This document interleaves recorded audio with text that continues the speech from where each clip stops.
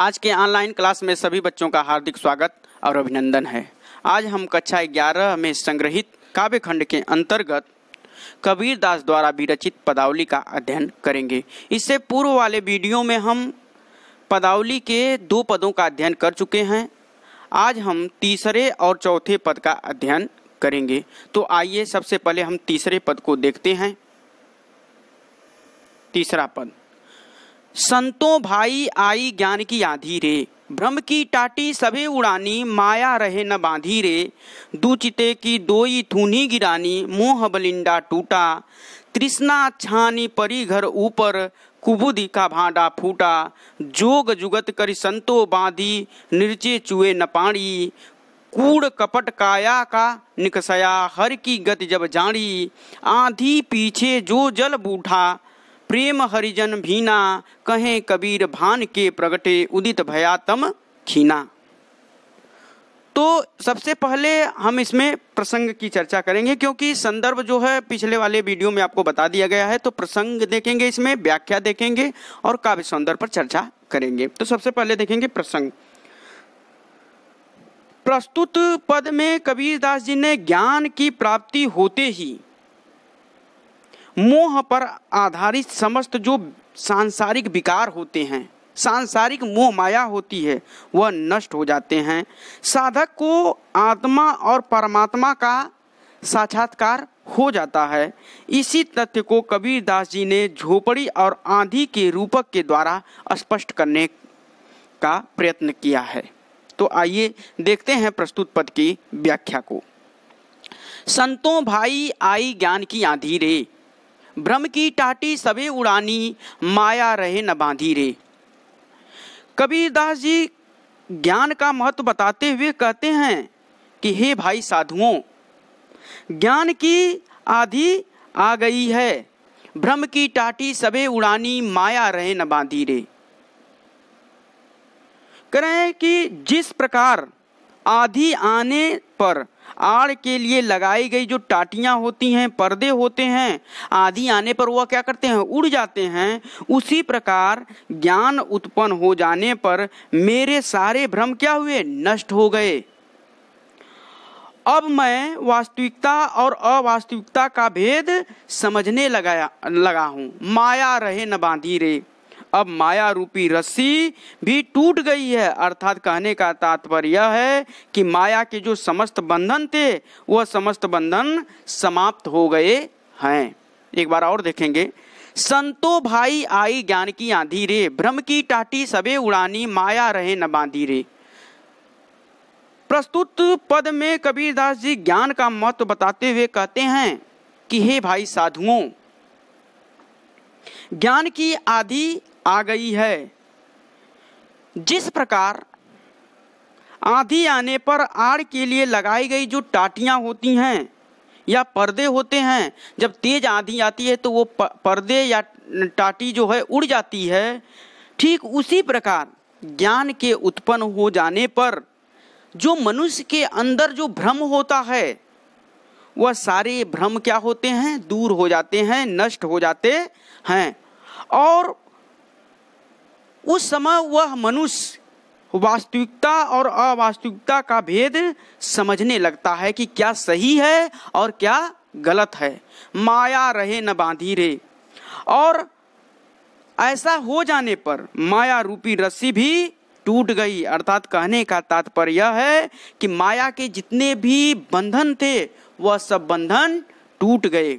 दूचिते की दोई थूनी गिरानी, मुंह बलिंडा टूटा, तृष्णा छानी परी घर ऊपर, कुबुद्धि का भांडा फूटा।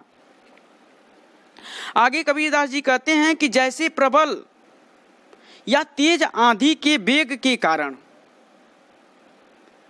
छप्पर में लगी जो 2 थूनी होती है, 2 खम्भे होते हैं, वह गिर जाती है। उसी प्रकार ज्ञान की प्राप्ति के साथ मोह और आसक्ति रूप के जो 2 खम्भे हैं, जो स्तंभ हैं 2, वह स्तंभ क्या होते हैं, गिर जाते हैं। दूचिते की दोई थूनी गिरानी, मोह बलिंडा टूटा रे।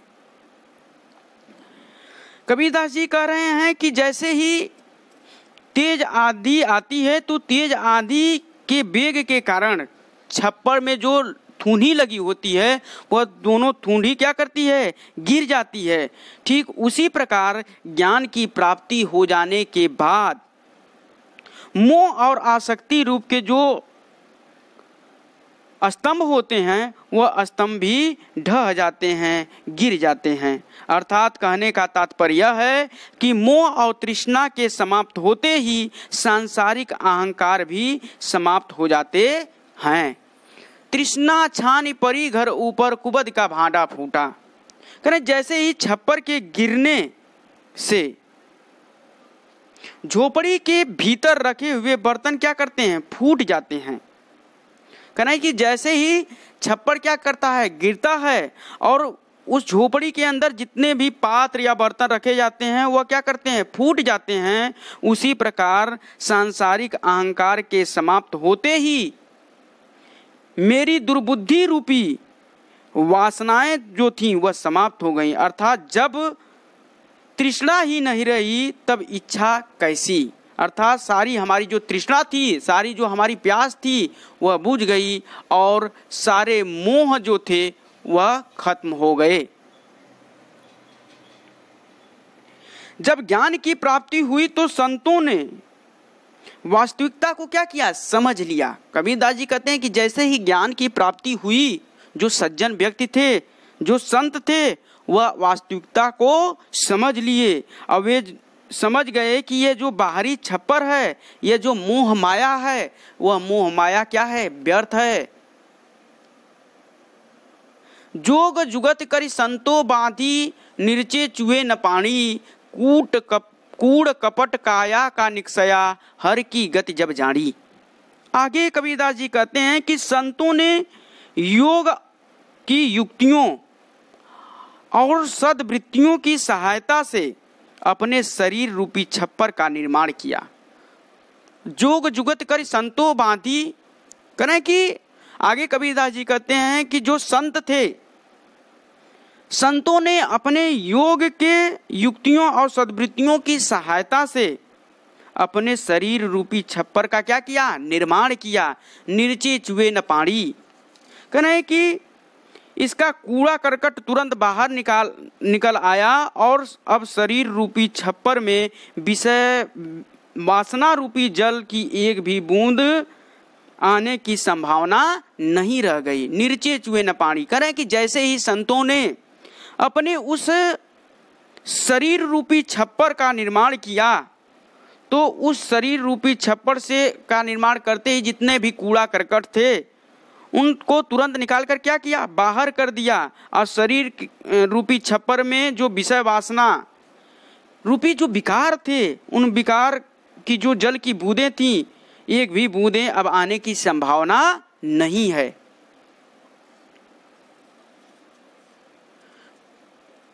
हर की गति जब कूड़ कपट काया का निकसया हर की गति जब जानी। करें कि जैसे ही ज्ञान की इस आदि के बाद प्रभु के भक्ति रूपी आदि पीछे जो जल बूढ़ा प्रेम हरि जन भीना। आगे जो है कबीरदास जी कहते हैं कि जैसे ही ज्ञान के इस आदि के बाद प्रभु के भक्ति रूपी जल की वर्षा हुई। आंधी पीछे जो जल बूढ़ा प्रेम हरिजन भीना। करें कि जैसे ही संतों ने क्या किया, अपने शरीर रूपी छप्पर का निर्माण किया और उनके अंदर जो विषय वासना रूपी कूड़ा करकट थे, कूड़ा कचरा थे, उनको क्या किया, निकालकर बाहर फेंक दिया। इस प्रकार जो विषय वासना रूपी जो जल की बूंदें थी उस छप्पर में एक भी आने की संभावना नहीं रह गई। आंधी पीछे जो जल फूटा। करें कि ज्ञान की इस आंधी के बाद प्रभु की भक्ति रूपी जल की वर्षा हुई। उससे समस्त जो भक्त थे प्रेम हरिजन भीना। करें कि भगवान के जितने भी भक्त थे वह भीग गए, अर्थात वे भक्ति से अभिभूत हो गए। कहें कबीर भान के प्रगटे उदित भया तम खीना। कहें कबीर भान के प्रगटे। महात्मा कबीरदास जी कहते हैं कि जल वर्षा के पश्चात कह रहे हैं कि जैसे ही जल वर्षा के पश्चात ज्ञान रूपी सूर्य का उदय हुआ, कहें कबीर भान के प्रगटे, भान माने होता है सूर्य। कबीरदास जी कहते हैं कि जैसे ही आंधी और बरसात के बाद ज्ञान रूपी सूर्य का उदय हुआ, उदित भया तमहीना, और उसके उदय होते ही अज्ञान का समस्त अंधकार सदा के लिए क्या हुआ, समाप्त हो गया, खत्म हो गया। अब प्रस्तुत पद के काव्य सौंदर्य को हम देखेंगे। काव्य सौंदर्य,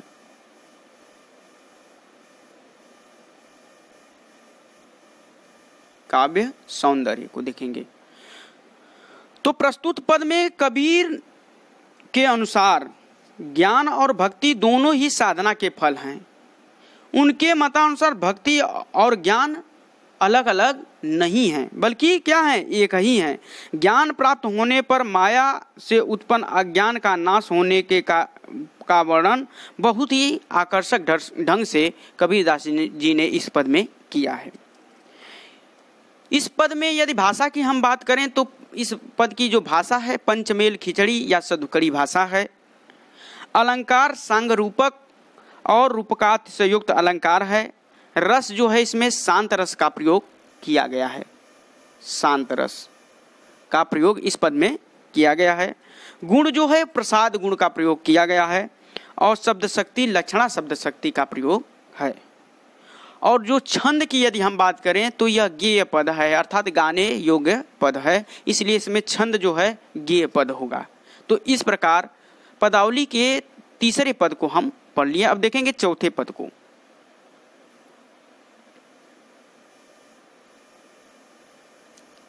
चौथा पद देखेंगे।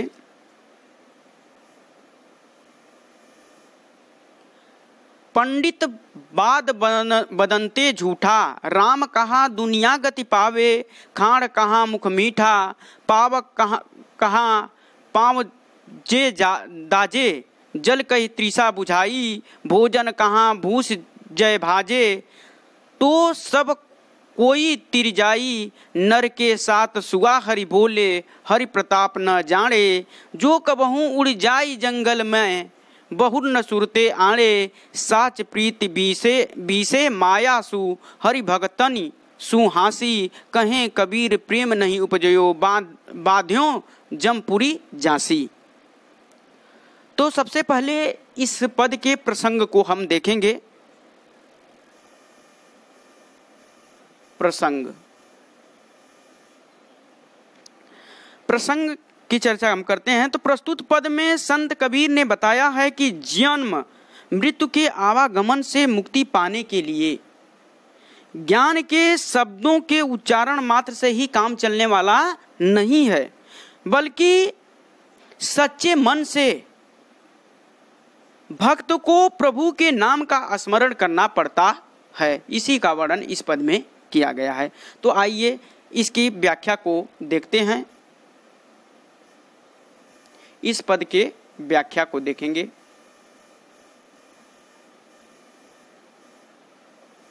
व्याख्या।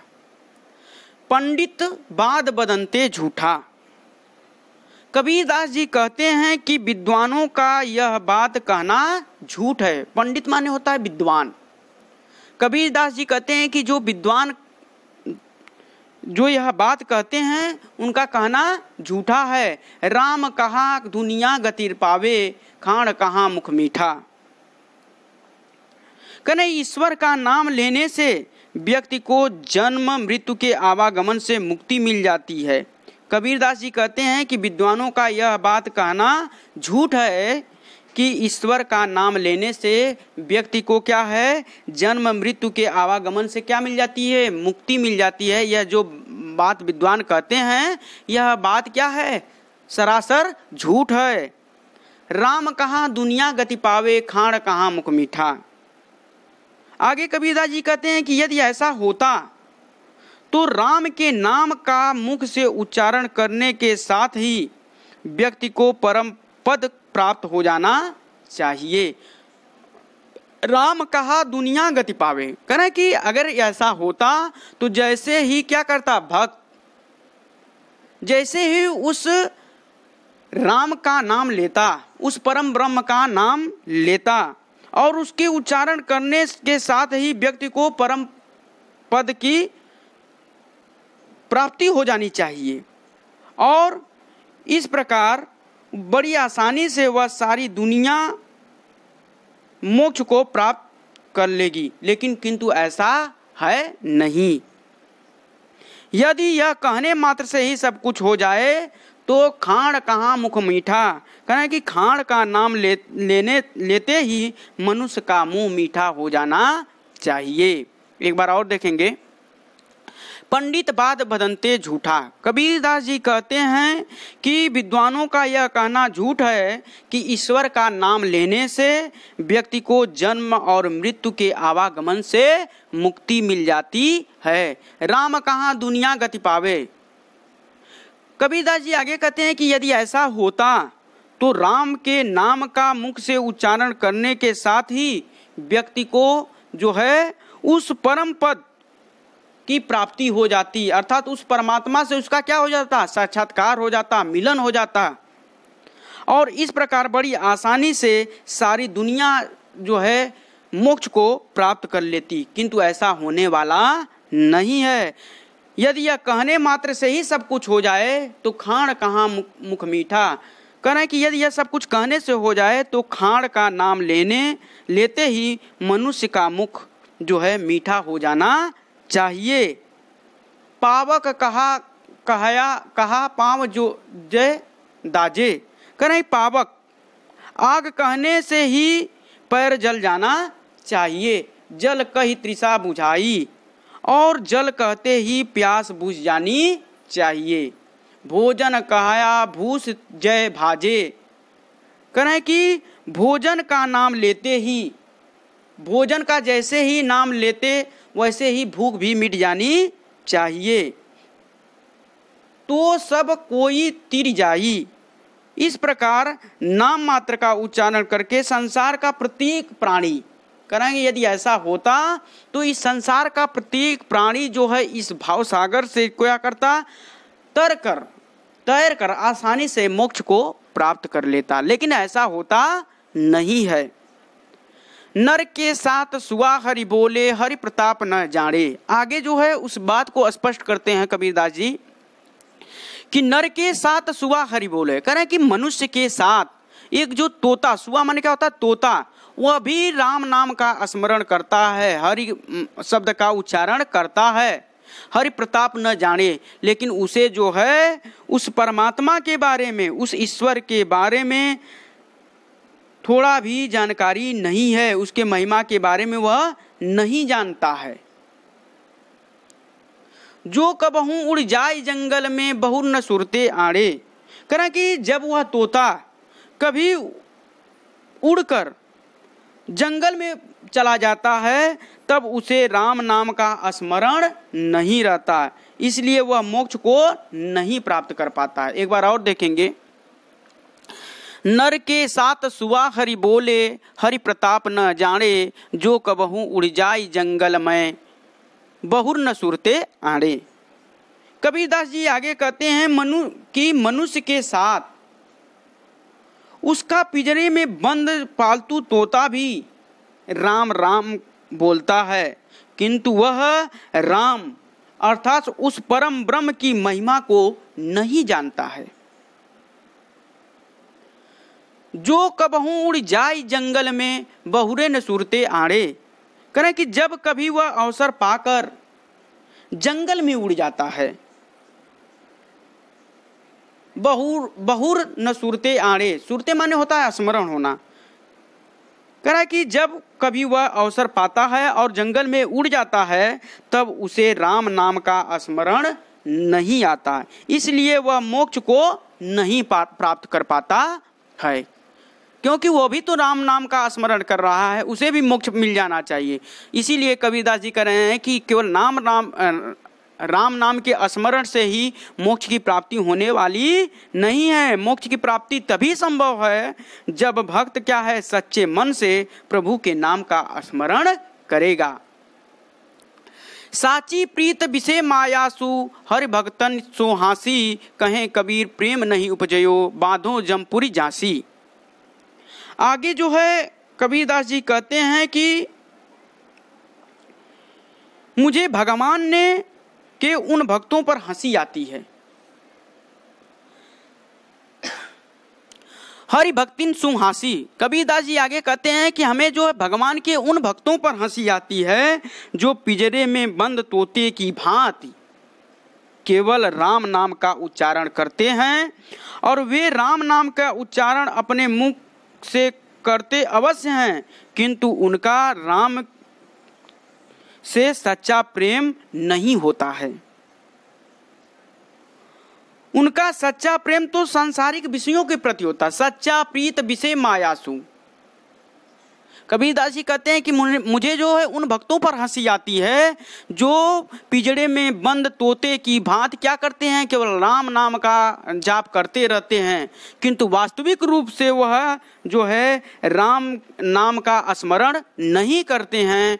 कह रहे हैं कि सच्चा जो प्रेम है उनका, सच्चा प्रीति विषय मायासु, कह रहे हैं कि उनका जो सच्चा प्रेम है वह तो सांसारिक मोह माया से है, सांसारिक विषयों के प्रति होता है।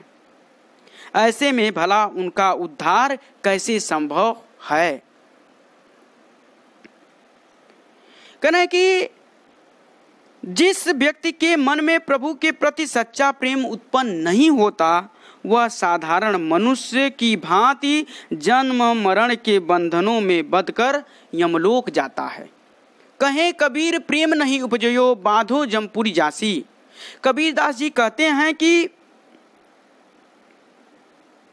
जिस व्यक्ति के मन में प्रभु के प्रति, उस परमात्मा के प्रति सच्चा प्रेम उसके मन में नहीं उत्पन्न होता है, वह साधारण मनुष्य की भांति इस आवागमन के बंधन में बंधकर यमलोक जाता है और नरक को भोगता है। इस प्रकार केवल प्रभु के नाम का उच्चारण करने मात्र से ही व्यक्ति को मुक्ति मिलने वाली नहीं है। व्यक्ति को तभी मुक्ति मिल सकती है, भक्त को तभी मुक्ति मिल सकती है जब वह सच्चे मन से उस परमात्मा के प्रति अपनी श्रद्धा रखता हो, अपनी भक्ति रखता हो, तभी जो है उसे मोक्ष की प्राप्ति हो सकती है। अब इसमें हम देखेंगे इस पद का काव्य सौंदर्य। प्रस्तुत पद में कबीरदास जी सद्गति, मोक्ष, परम पद की प्राप्ति अथवा प्रभु से साक्षात्कार के लिए प्रभु के नाम के उच्चारण करने मात्र से कुछ नहीं होता, बल्कि उसके लिए मन को सांसारिक विषय वासनाओं से हटाकर पूर्ण शुद्धता के साथ उसे प्रभु के प्रेम में लीन करना पड़ता है। तभी जो है भक्त को जो है ईश्वर का, उस भक्त को है उस परमात्मा का साक्षात्कार होता है। इसमें जो भाषा है वह सदुकड़ी भाषा है। बाद बदंते में जो है अनुप्रास अलंकार है, क्योंकि ब वर्ण का उच्चारण होने के कारण, और शेष जो पद हैं उसमें जो है दृष्टांत अलंकार है। रस इसमें जो है शांत रस का प्रयोग किया गया है, शब्द शक्ति अभिधा शब्द शक्ति का प्रयोग है, और गुण प्रसाद है, और जो छंद है वह गेय पद में लिखा गया है। इस प्रकार आज हम पदावली के तीसरे और चौथे पद का अध्ययन किए। अब इसमें 2 पद और बच रहे हैं। 2 पद अगले वीडियो में पुनः जो जब आपके सामने हम उपस्थित होंगे तो उन 2 पदों की संदर्भ प्रसंग और व्याख्या पर चर्चा होगी। आज बस इतना ही। धन्यवाद।